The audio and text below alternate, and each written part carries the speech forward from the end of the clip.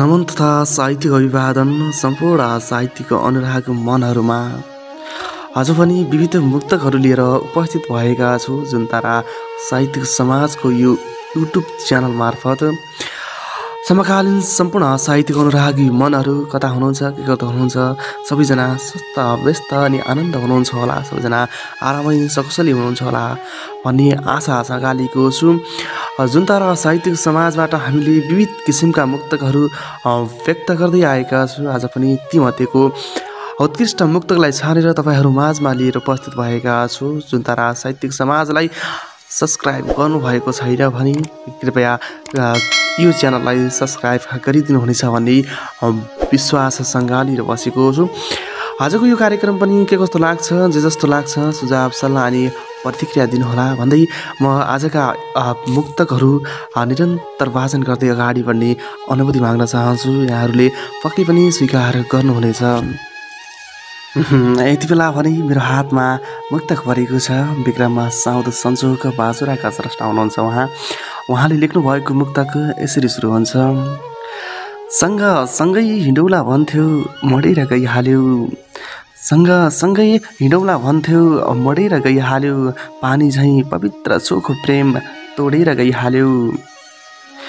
सँगै हिँडौला भन्थ्यो मडेर गइहाल्यो, पानी झैँ पवित्र चोखो प्रेम तोडेर गइहाल्यो, साथमा एउटा दुःख छ अर्को आफ्नै छाया। सँगै हिँडौला भन्थ्यो मोडेर गइहाल्यो, पानी झैँ पवित्र चोखो प्रेम तोडेर गइहाल्यो, साथमा एउटा दुःख छ अर्को आफ्नै छाया, तिमी लगायत आफन्तले छोडेर गइहाल्यो। सँगै हिँडौला भन्थ्यो मोडेर गइहाल्यो, पानी झैँ पवित्र चोखो प्रेम तोडेर गइहाल्यो। निकै मार्मिक मुक्तक लेखेर पठाउनु भएको थियो। विक्रम साउद सन्जोगजीलाई धेरै धेरै धन्यवाद दिन चाहन्छु।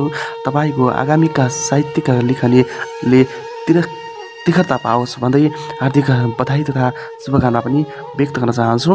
र मेरो हातमा त्यसै गरी अर्को मुक्तक परेको छ। जगत थापा सुदूरपश्चिम बझाङहाल भारतबाट भन्नुभएको छ। उहाँले पठाउनु भएको मुक्तक यसरी सुरु हुन्छ। यहाँ हिजो आज झन्झन भएका छन्, यहाँ हिजो आज झन्झन भएका छन्, कोही किला त कोही घन भएका छन्। यहाँ हिजो आज झन्झन भएका छन्, कोही किला त कोही घन भएका छन्, हाम्रो सम्बन्ध नङ्गा मासु झैँ भएपछि। यहाँ हिजो आज झन्झन भएका छन्, कोही किला त कोही घन भएका छन्, हाम्रो सम्बन्ध नङ्ग्रा मासु झैँ भएपछि, दुईवटा मुटु पनि एउटै स्पन्दन भएका छन्। यहाँ हिजो आज झन्झन भएका छन्, कोही किला त कोही घन भएका छन्। यो मार्मिक मुक्तकको लागि जगत थापाजीलाई धेरै धेरै धन्यवाद दिन चाहन्छु। साहित्यिक लेखनीमा तीव्रता पाउँछ, हार्दिक शुभकामना पनि व्यक्त गर्न चाहन्छु। त्यसै गरी म अर्को मुक्तकलाई उठान गर्न चाहन्छु। यति बेला राजन उप्रेती 8 राई 6 चौहान डाँडा त्याथुम हाल काठमाडौँ भनेर लेख्नु भएको छ। उहाँको मुक्तकलाई पनि म यति बेला संस्कृतमा वाचन गर्दै अगाडि बढ्नेछु। पक्कै पनि तपाईँले सुनिराख्नु भएको छ होला, पक्कै नै हेरिराख्नु भएको छ होला। जुन तारा साहित्यिक समाजको युट्युब च्यानललाई सब्सक्राइब गर्नुभएको छैन भने प्लिज चाहिँ सब्सक्राइब गर्न भने पनि नबिर्सनु होला। राजन उप्रेती तेथुमका मित्र हुनुहुन्छ। उहाँको मुक्तकलाई म यसरी उठान गर्छु। जताततै भ्रष्टाचारले गर्दा रुँदैछिन् नेपालमा, जताततै भ्रष्टाचारले गर्दा रुँदैछिन् नेपालमा, दाजुभाइको मारामारले गर्दा रुँदैछिन् नेपालमा। जताततै भ्रष्टाचारले रुँदैछिन् नेपालमा, दाजुभाइको मारामारले गर्दा रुँदैछिन् नेपालमा, पहिला जे भयो अब सुध्रिनुहोस् महोदय। जताततै भ्रष्टाचारले गर्दा रुँदैछिन् नेपालमा, दाजुभाइको मारामारले गर्दा रुँदैछिन् नेपालमा, पहिला जे भयो अब सुध्रिनुहोस् महोदय। तपाईँको गलत व्यवहारले गर्दा रुँदैछिन् नेपालमा, जताततै भ्रष्टाचारले गर्दा रुँदैछिन् नेपालमा, दाजुभाइको मारामारले गर्दा रुँदैछिन् नेपालमा। निकै मिठो मुक्तका लागि राजन उफ्रिते सरलाई धेरै धेरै धन्यवाद दिन चाहन्छु। आगामी दिनमा पनि तपाईँले यस्तै लेखनहरू लेखेर प्रेषित गर्नुहुनेछ, हामीलाई पठाउनुहुनेछ भन्ने आशासँग लिएर राखेको छु। निरन्तर मुक्तकतर्फै जान्छु म। मेरो हातमा अर्को मुक्तक परेको छ, लक्ष्मी थापाजीले पठाउनु भएको छ। उहाँको मुक्तका शेरहरूलाई मुक्तका चार पन्थीहरूलाई म यसरी उठान गर्छु। अटुट प्रेम हो थाहा होस् हामी दुवैको माया, अटुट प्रेम हो थाहा होस् हामी दुवैको माया, दुनियाँलाई डाहा होस् हामी दुवैको माया। मुना मदन जस्तै कति राम्रो जोडी भनी, अटुट प्रेम हो थाहा होस् हामी दुवैको माया, दुनियाँलाई डाहा होस् हामी दुवैको माया। मुना मदन जस्तै कति राम्रो जोडी भनी, देख्नेलाई नि चाह होस् हामी दुईको माया। एकदमै मिठो मुक्तको लागि लक्ष्मी थापा मिसलाई धेरै धन्यवाद दिन चाहन्छु। आगामी दिनमा पनि तपाईँले राम्रो सफलता मिल्नेछ। तपाईँले आफ्ना चलिरहेका पाइलालाई निरन्तर अगाडि बढाइराख्नुहोला, हार्दिक शुभकामना पनि व्यक्त गर्न चाहन्छु। र अर्को मुक्तकलाई उठान गर्न चाहन्छु म। यति बेला कौशल अधिकारीले पठाउनु भएको मुक्तक मेरो हातमा परेको छ। उहाँको मुक्तकलाई म यसरी उठान गर्छु। जवान पाल्न थाप्लोमा इट्टाको बोकिरहेको छु भारी, जवान पाल्न थाप्लोमा इट्टाको बोकिरहेको छु भारी, श्रम बजारमा पल्सिरहे आज आफ्नो जवानलाई मारी, नसक्ने काममा पेलाइदिएन ज्याला बराबर छ आज। जवान पाल्न थाप्लोमा इट्टाको बोकिरहेकी छु भारी, श्रम बजारमा पिल्सिरहे आज आफ्नो ज्यानलाई मारी, नसक्ने काममा पेलाइदिए न ज्याला बराबर छ आज। धरतीमा स्वतन्त्र भई हिँड्दै शत्रुले दिए तल झारी, धरतीमा स्वतन्त्र भई हिँड्दै शत्रुले दिए तल झारी, जहान पाल्न थाप्लोमा इट्टाको बोकिरहेकी छु भारी, श्रम बजारमा पिल्सिरहे आज आफ्नो जवानलाई मारी। धेरै राम्रो पुस्तक तपाईँको साहित्यिक लेखनले अझै तिखरता पाओस् मिस।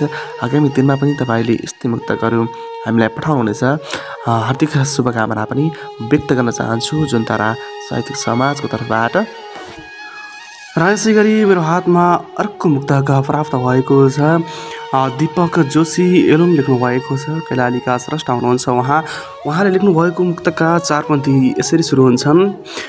तिरले होइन हानियो झिरले मलाई, तिरले होइन हानियो झिरले मलाई, विचारले थिएन गोप्य तिरले मलाई, तिमी त मान्छे हौ धोका देऊ के भो। तिरले होइन हानियो झिरले मलाई, विचारले थिएन गोप्य तिरले मलाई, तिमी त मान्छे हौ धोका दियो के भो।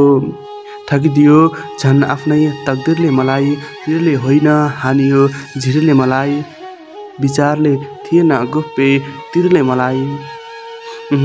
मिठो मुक्तको लागि दीपक जोशीलाई धेरै धेरै धन्यवाद दिन चाहन्छु। आगामी दिनमा तपाईँको साहित्यिक लेखनले तिखरता पाओस्, शुभकामना पनि व्यक्त गर्न चाहन्छु जुन तारा साहित्यिक समाजको यो तर्फबाट। हजुर, जुन तारा साहित्यिक समाजलाई सब्सक्राइब गर्नुभएको छैन भने कृपया सब्सक्राइब गरेर साथ दिनुहोला, अनि छेउमा बसेको बेल आइटमलाई पनि दबाउन नबिर्सिनुहोला। र यसै गरी मेरो हातमा अर्को मुक्तक परेको छ। दीपक रावल लेख्नु भएको छ, हाल भारतबाट हुनुभएको छ। उहाँको मुक्तका चारपन्थी यसरी सुरु हुन्छन्। हो सबैले साथ छोडेपछि म यहाँ छु, हो सबैले साथ छोडेपछि म यहाँ छु, आफ्नैले नाता तोडेपछि म यहाँ छु, एकाएक एउटीले साथ दिन्छु भनेपछि। हो सबैले साथ छोडेपछि म यहाँ छु, आफन्तले नाता तोडेपछि म यहाँ छु, एकाएक एउटीले साथ दिन्छु भनेपछि, उनी सँगै नाता जोडेपछि म यहाँ छु। हो सबैले साथ छोडेपछि म यहाँ छु, आफन्तले नाता तोडेपछि म यहाँ छु। मिठो मुक्तकको लागि दीपक राहुलजीलाई धेरै धेरै धन्यवाद दिन चाहन्छु। तपाईँको साहित्यिक लेखनले अझै तीव्रता पाओस्, आशा छ भोलिको बसाइमा पनि तपाईँले यसै गरेर हामीलाई साथ सपोर्ट गर्नुहुनेछ। दीपकजी धेरै धन्यवाद दिन चाहन्छु, मुक्तक प्रेषित गरेर साथ दिनुभयो।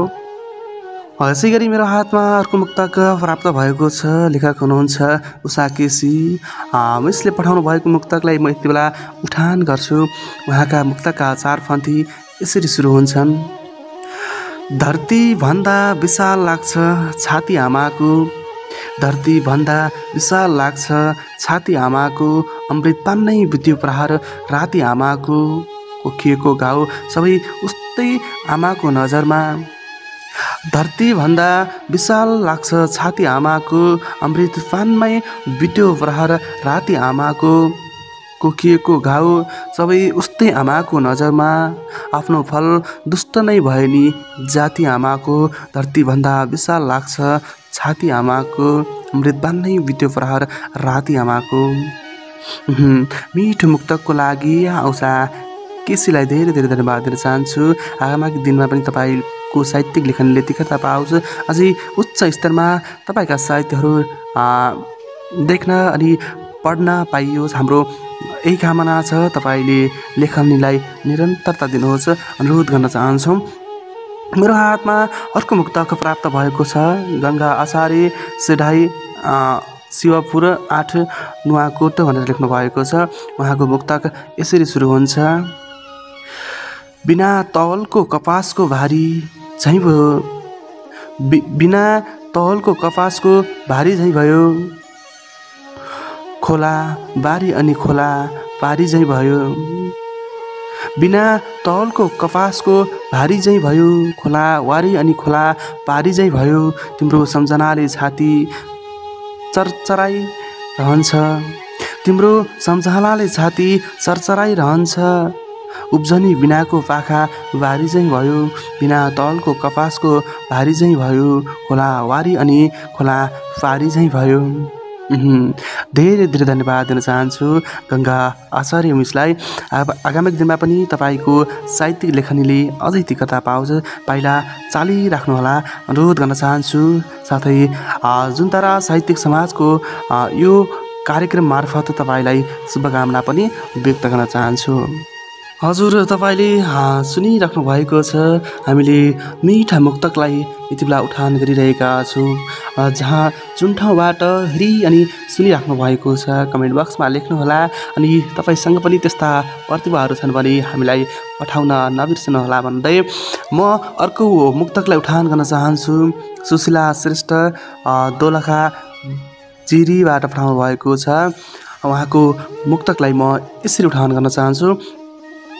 तिमीले भन्नु ठिक हो तिम्रो केही प्रगति छैन, तिमीले भन्नु ठिक हो तिम्रो केही प्रगति छैन, हो मसँग मात्र मन छ धन छैन सम्पत्ति छैन, तिमीले भन्नु ठिक हो तिम्रो केही प्रगति छैन, हो मसँग मात्र मन छ धन छैन सम्पत्ति छैन, बुझाउने थिएँ बुझाउन त तिमीलाई गरिबीको पीडा, बुझाउने थिएँ बुझाउन त तिमीलाई गरिबीको पीडा, तर तिमीमा बुझ्न सक्ने क्षमता अलिकति छैन, तिमीले भन्नु ठिक हो तिम्रो केही प्रगति छैन, हो मसँग मात्रै मन छ धन छैन सम्पत्ति छैन।